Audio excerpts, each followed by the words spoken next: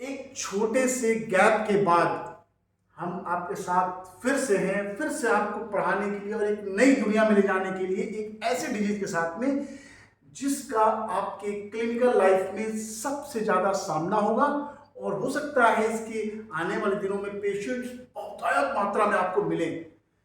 वो बीमारी जो हमारे अपने ज़माने में हमने सुना था कि बड़े बुजुर्गों को हुआ करती है, जो 60-65 के ऊपर हो जाती है, हड्डी घिस जाती है, नस इधर हो गया, ये हो गया, गिरिस खत्म हो गया। लेकिन आज का जो दिनचर्या, जो लाइफस्टाइल चल रहा है, सारे काम दुनिया में कंप्यूटर्स पे हो रहे हैं और जो कंप्यूटर प्रोफेशनल्स हैं और साथ में और भी पढ़ाई का बहुत ज़्यादा जोर, कॉम्पिटिशन्स, तो लोग लगातार अपने गर्दन पे बहुत दबाव डालते हैं जिसकी वजह से उनके गर्दन की सबसे कॉमन बीमारी जो पहले बहुत लेस हुआ करती थी अब बहुत कॉमन हो गई है, इसका नाम है सर्वाइकल स्पॉन्डाइलोसिस। और आज इतने महत्वपूर्ण विषय पे चर्चा हम करेंगे अपनी पूरी टीम के साथ, डॉक्टर अनामिका के साथ। मैं खुद रहूंगा, लेकिन मैंने बताया ना आपसे एक छोटा सा गैप हो गया था, वो गैप सिर्फ रिसर्च वर्क के लिए थोड़ा सा हुआ था क्योंकि हम चाहते थे कि आपके सामने वो कंटेंट आए जो आज तक आपको नहीं मिला। कैसे? एक तो उसकी पूरी जानकारी, सब्जेक्ट की पूरी जानकारी। स्पॉन्डाइलोसिस, सर्वाइकल बोल देने का मतलब सिर्फ एक बीमारी नहीं होता है, इसके साथ और भी कई सारी बीमारियां जुड़ी होती हैं जो शायद कॉमन आदमी अपने दिमाग में सोच नहीं पाता और समझ भी नहीं पाता। उसको समझाएंगी मेरी सबसे अच्छी टीचर डॉक्टर अनामिका बख्शी, और उसके बाद मेडिसिन पार्ट को मैं आपके सामने इतने अच्छे तरीके से समझाऊंगा कि शायद जीवन में आपको दोबारा किसी इस बीमारी के लिए मेडिसिन को पढ़ने या समझने की जरूरत ना पड़े। मैंने बड़े अच्छे तरीके से आपके लिए तैयार किया है, अपने बच्चों के लिए तैयार किया है कि जब वो अपनी क्लिनिकल लाइफ में बैठे तो बस सर्वाइकल का पेशेंट देखे और मजा आ जाए वाली बात है। तो अब हम इस एपिसोड को स्टार्ट करते हैं अपने सर्वाइकल स्पॉन्डिलोसिस का, और मैं मैडम को बुलाने के पहले, मैडम बहुत गुस्से में भी रहती हैं पढ़ाने को लेकर के, बच्चों तुम लोग को पता है, तो पहले हेडिंग तो डाल ही दें, सर्वाइकल स्पॉन्डाइलोसिस।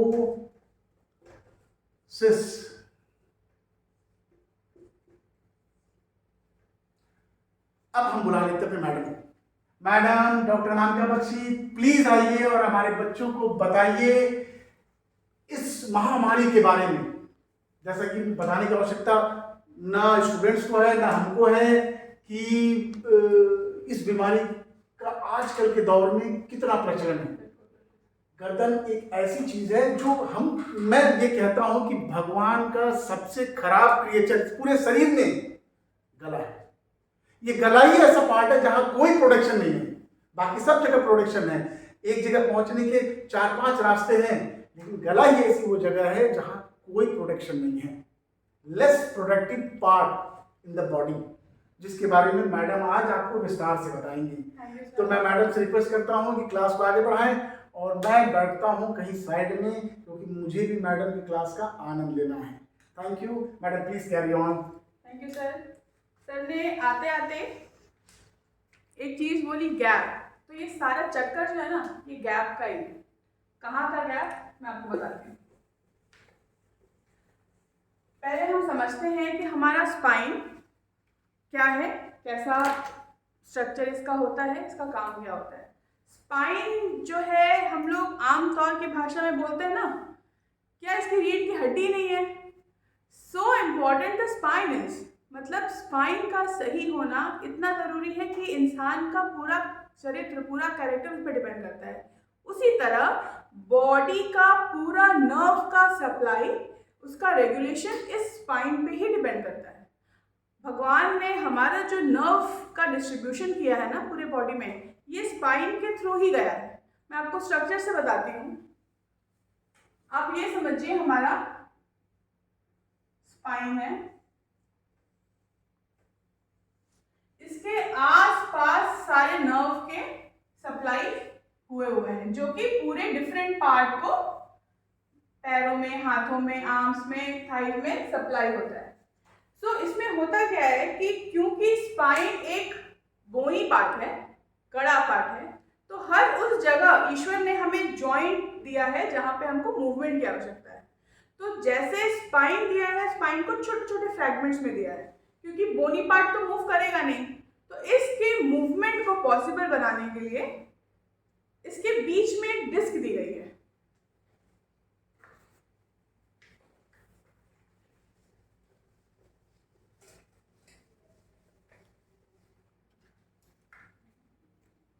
आप ये समझे कि ये जो स्पाइन है, ये वर्टिब्रा हो गया हमारा, ठीक है।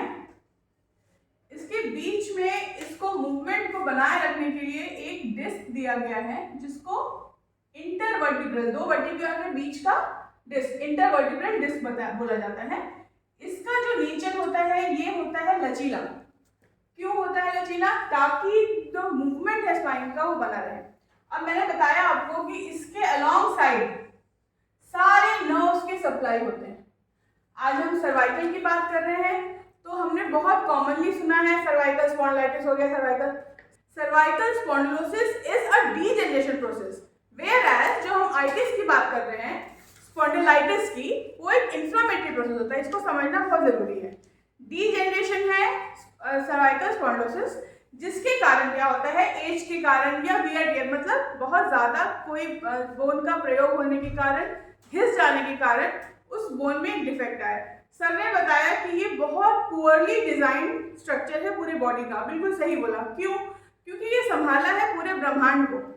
हमारा पूरा ब्रेन जो है वो कौन संभाल रहा है? यही तो संभाल रहा है। बट इसका स्ट्रक्चर इतना पुअर है, सबसे ज्यादा यूज होने वाला पार्ट भी यही है। हम मुड़ भी रहे हैं तो भी कौन सा पार्ट यूज हो रहा है? यही पार्ट यूज हो रहा है। और हम झुक भी रहे हैं, हम उठ भी रहे हैं, इवन हम सुबह उठते हैं सो के, तो भी हमारा यही पार्ट यूज हो रहा है। लेकिन इसका प्रोटेक्शन कुछ नहीं है, ये बिल्कुल खुला है।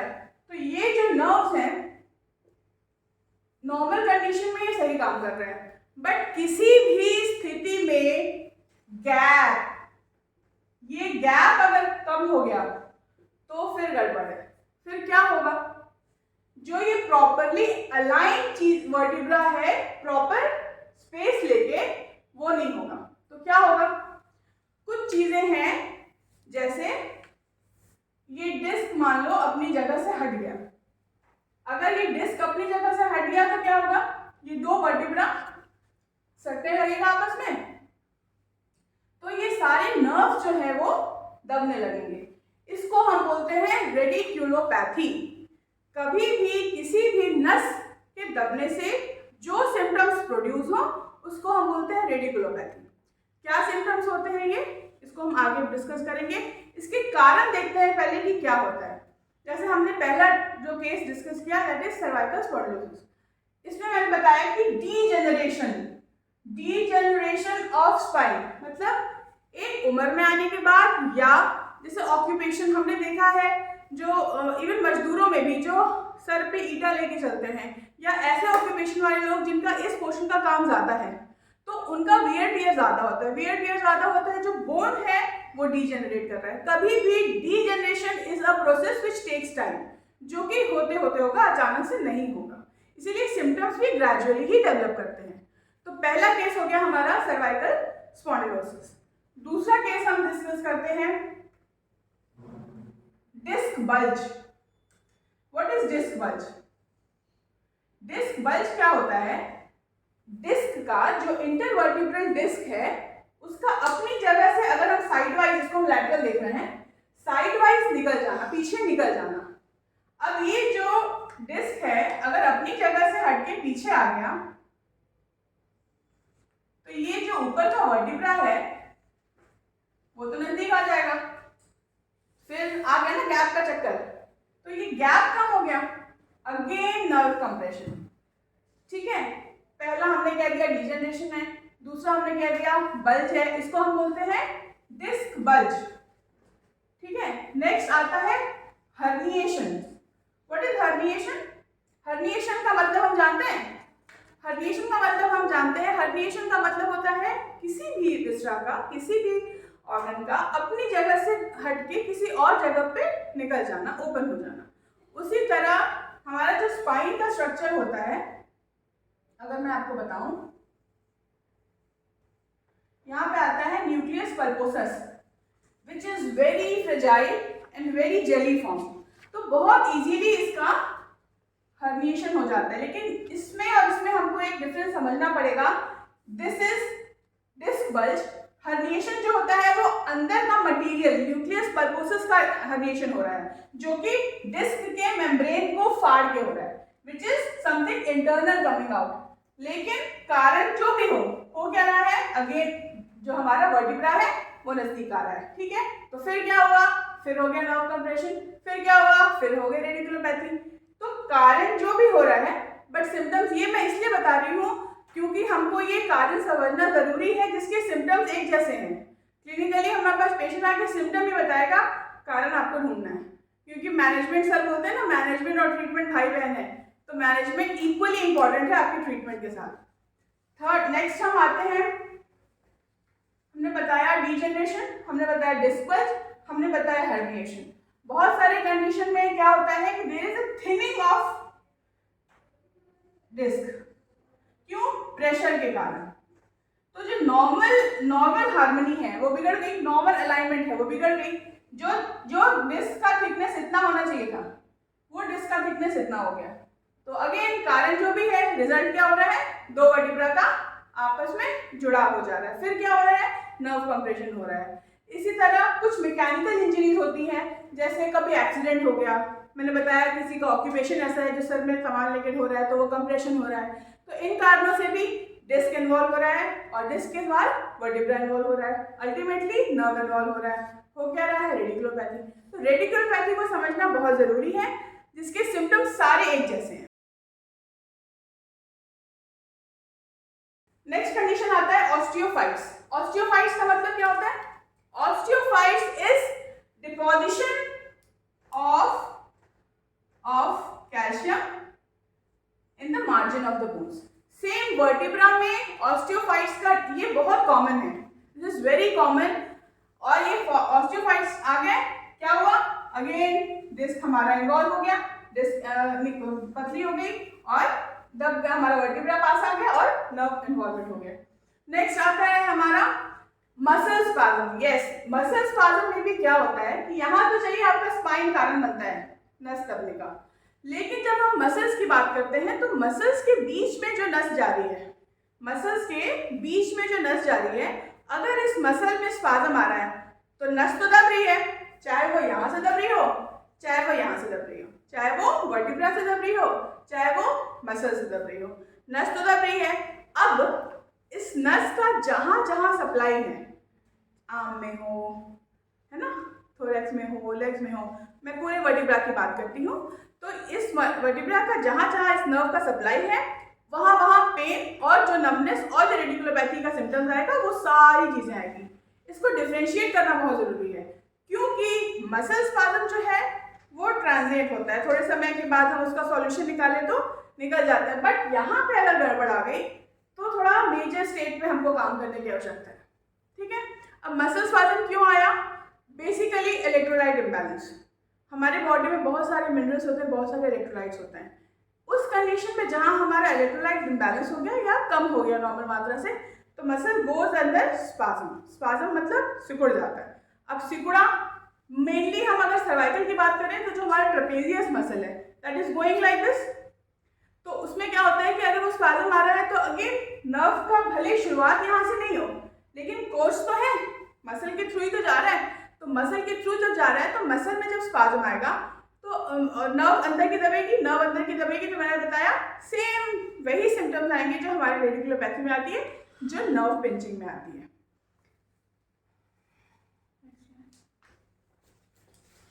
लिस्थेसिस. लिस्थेसिस का मतलब क्या होता है? एक वर्टिब्रा का दूसरे वर्टिब्रा पे चढ़ जाना. कैसे? ये आया वर्टिब्रा हमारा, उसके ऊपर, नीचे वाले के ऊपर ही जो ऊपर वाला है वो चढ़ गया. क्या उसके बाद क्या होगा?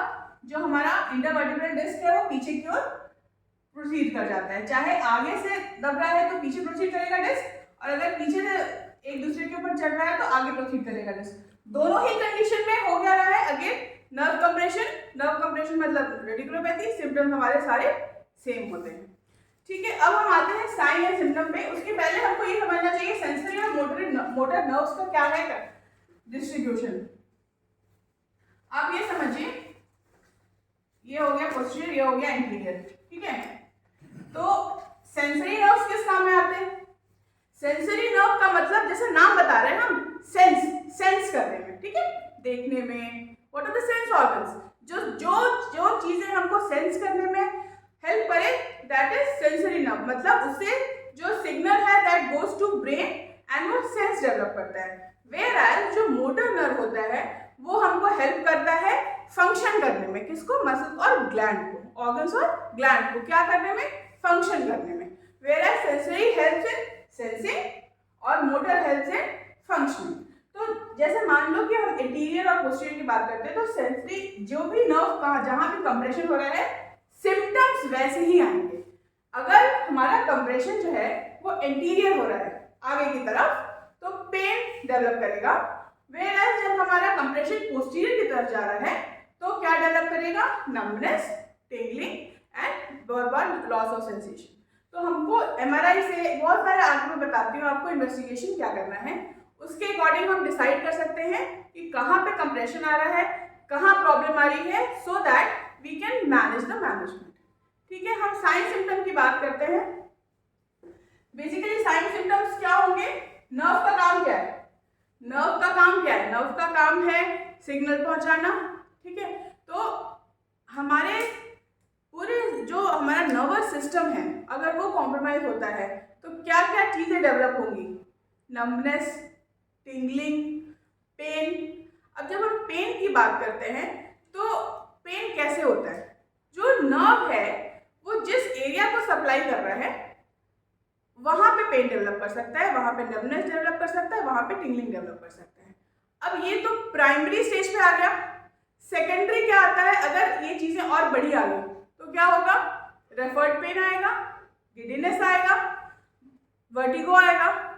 लेकिन कंडीशन शुरुआत जो होगी वो हमेशा पेन, नमनेस एंड टिंगलिंग से शुरू होगी। अगर इसको हम आगे ध्यान नहीं देते हैं, मैनेज नहीं करते हैं, दवाइयां नहीं लेते हैं, तो ये आगे प्रोसीड कर सकता है referred pain, further tingling, further numbness.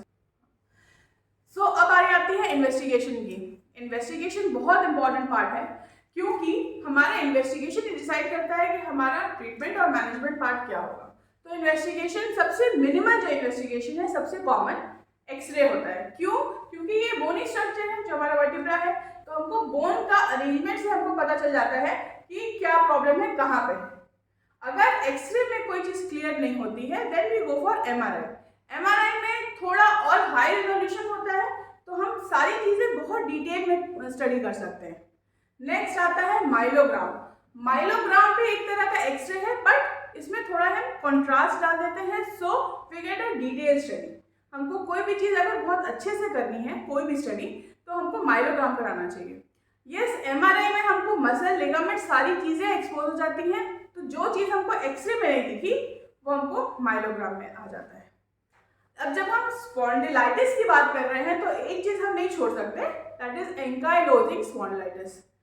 Ankylosing spondylitis is a inflammatory condition, जिसमें क्या होता है कि जो हमारा पूरा स्पाइन है वो क्या, एंकाइलोजिंग का मतलब होता है फ्यूज कर जाना। फ्यूज करना मतलब एक से एक में जुड़ जाना।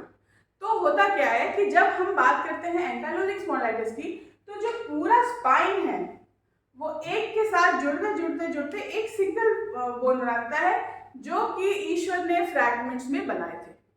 क्यों? क्योंकि मूवमेंट रहे। अब क्योंकि ये फ्यूज हो गया तो मूवमेंट रेस्ट्रिक्ट हो गई, तो क्या हो गया, ये पूरा स्पाइन जो है फ्यूज हो गया, आपका मूवमेंट पेशेंट का बिल्कुल रेस्ट्रिक्ट हो गया। तो ना पेशेंट इधर कर पाएगा, इधर आगे नहीं कर सकता, पीछे नहीं कर सकता, तो ये पूरा मूवमेंट स्पाइन का रेस्ट्रिक्ट हो जाता है परमानेंट। अब इसको डायग्नोज कैसे किया जाए? इसको डायग्नोज करने का एक बहुत अच्छा टेस्ट है, दैट इज कॉल्ड HLA-D27। ये कंफर्मेटरी टेस्ट देता है हमको एंकाइलोजिंग स्पॉन्डिलाइटिस के लिए। एंकाइलोजिंग स्पॉन्डिलाइटिस के सिम्टम्स बहुत अलग हैं जो मैंने बताया अभी। एंकाइलोजिंग स्पॉन्डिलाइटिस में पेन बहुत रेयर होगा, स्टिफनेस और अकड़ापन सबसे मार्क्ड होता है। एक और कंडीशन आती है dish. Dish is calcification of all the vertebra.